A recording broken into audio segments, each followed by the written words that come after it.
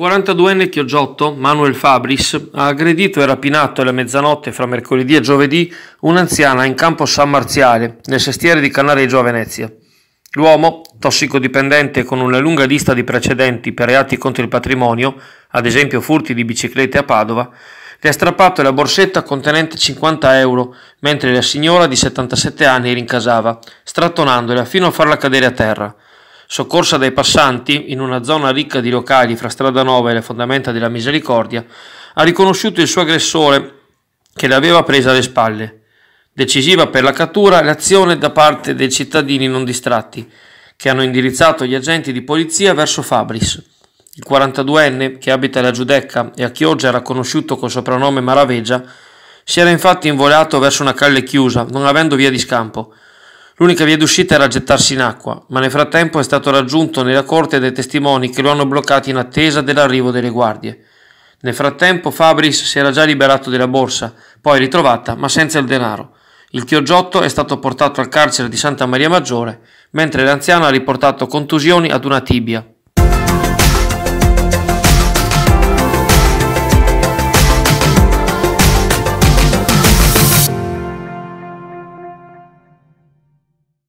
Un porto offshore per grandi navi merci e container, a meno di 3 miglia al largo di Isola Verde. Non è fantascienza, ma un progetto in 178 pagine e 46 allegati, iniziato nel 2013 e presentato lo scorso 27 novembre dalla società mestrina V-Gate al Ministero dell'Ambiente per ottenere la valutazione di impatto ambientale e che è scoppiato come un fulmine nella prima serata di ieri attraverso una conferenza stampa indetta dall'amministrazione comunale, non appena venuta a conoscenza del progetto. Il terminal intermodale d'altura, questa è la definizione tecnica, si qualifica come una piattaforma a 2,8 miglia dalla costa per l'attracco delle navi, collegate alla terraferma da un largo ponte dotato di viabilità stradale e ferroviaria, con lo sviluppo di un presunto collegamento Chioggia Mestre via Piove, solo per merci e tuttavia oggi fantomatico, più una pista cicloturistica legata al progetto Vento che partirebbe dalla stazione di Sant'Anna e arriverebbe dentro il mare per un'esperienza sensoriale full immersion, e un nucleo di pale eoliche per la produzione di energia pulita e rinnovabile sfruttando la forza del vento. Dall'impresa smentiscono che il porto offshore serva a importare ed esportare petrolio, gas e altri idrocarburi, bensì solo container di merci provenienti per lo più dalla Cina e dall'estremo oriente. Tuttavia la notizia non poteva lasciare impassibile l'amministrazione comunale di Chioggia, già scottata dal caso del deposito di GPL, che ha inteso informare subito i cittadini.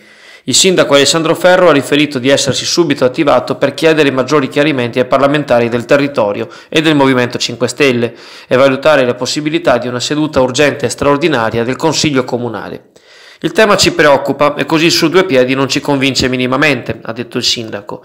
Questo progetto rischia di compromettere il turismo balneare di tutta la costa, già soggetta ad erosione ad ogni maltempo, senza contare la questione ambientale delle foci di Brenta e Adige, con il loro ecosistema florofaunistico e le relative protezioni.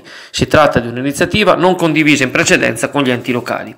Quanto all'azienda V-Gate, come a dire Cancello o Porta di Venezia, si sa che ha la sede in via Torino a Mestre, e che il suo legale rappresentante è Alessandro Santi, 52 anni, amministratore delegato del gruppo Santi Marine Consulting per le spedizioni logistiche marittime e terrestri, nonché presidente dell'Asso Agenti Raccomandatari e Mediatori Marittimi del Veneto.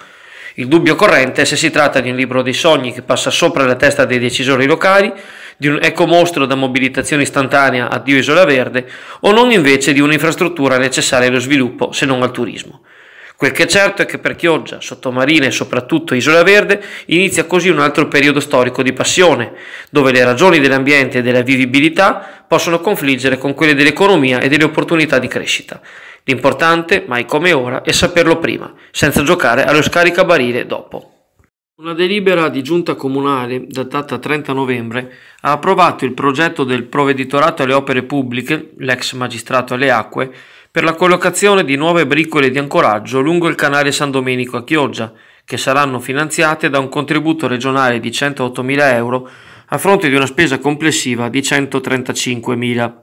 L'appalto sarà affidato secondo gara dallo stesso provveditore, che curerà anche la direzione dei lavori. Il programma degli scavi impegnerà il canale per circa 45 giorni. Da molto tempo il problema è sentito dalla marineria, anche in virtù del fatto che i vecchi ormeggi vengono lasciati andare alla deriva, con grave danno per la navigazione e pescherecci alla fonda.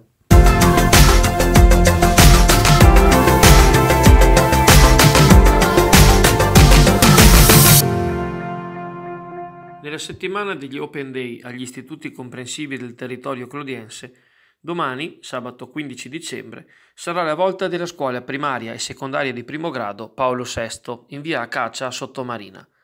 Dalle ore 15:30, dopo un'introduzione alla mission dell'istituto, avranno luogo i laboratori per i bambini e per i ragazzi. I genitori potranno verificare di persona il percorso interattivo degli insegnanti con gli allievi e l'attenzione empatica data alla cura dello studente, quale singolo individuo con le proprie attitudini, dalla musica con orchestra all'inclusività, dalla scrittura creativa a quella informatica, alle 7 ore di lingua e cultura inglese. Sarà illustrato anche il servizio pulmino che la scuola offre a tutti gli studenti del centro storico e delle frazioni. Dulcis in fundo con la cioccolata calda, offerta dall'Associazione Genitori della Paolo VI.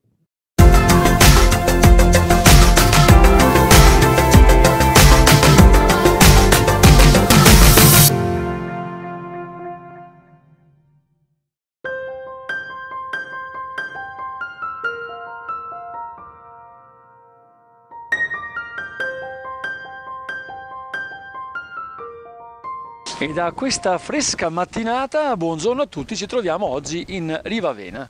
La situazione meteorologica è questa, una depressione in veloce spostamento dalle isole Baleari verso il Nord Africa traghetta una nuova perturbazione, la quale però perturbazione, avendo un'angolatura un po' diversa dalla precedente, richiamerà appunto maltempo soprattutto sulla parte centrale tirrenica e il meridione. Quindi del tutto quasi saltato il nord Italia da questa perturbazione che nei giorni scorsi vedevamo confluire anche sul nord Italia. Al massimo avremo in giornata delle nuvosità in transito con qualche pioggerellina sparsa qua e là, ma nulla di più. In veloce spostamento poi verso Levante e conseguentemente attraverso la ventilazione di Bora anche oggi un miglioramento delle condizioni del tempo. Miglioramento comunque che sarà abbastanza effimero ma che regalerà probabilmente tra sabato e domenica due giornate abbastanza discrete, ma tant'è che comunque da domenica sera un nuovo impulso perturbato sempre atlantico in scorrimento da ovest verso est potrebbe portare delle nevicate al piano su buona parte del nord Italia, ma staremo a vedere, la previsione è ancora un pochino azzardata. Quindi tornando sui nostri passi, una giornata che si preannuncia comunque in leggero miglioramento con scarsissimi fenomeni sul territorio, ma con temperature che si manterranno abbastanza basse nell'ordine e non dovrebbero superare i 5-6 gradi pure oggi.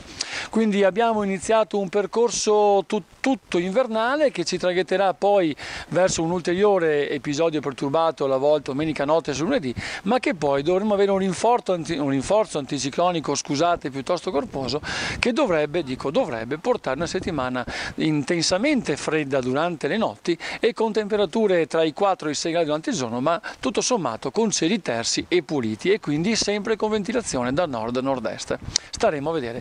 Quindi abbiamo iniziato l'inverno e concentriamoci su di esso. Buona giornata a tutti. Ciao!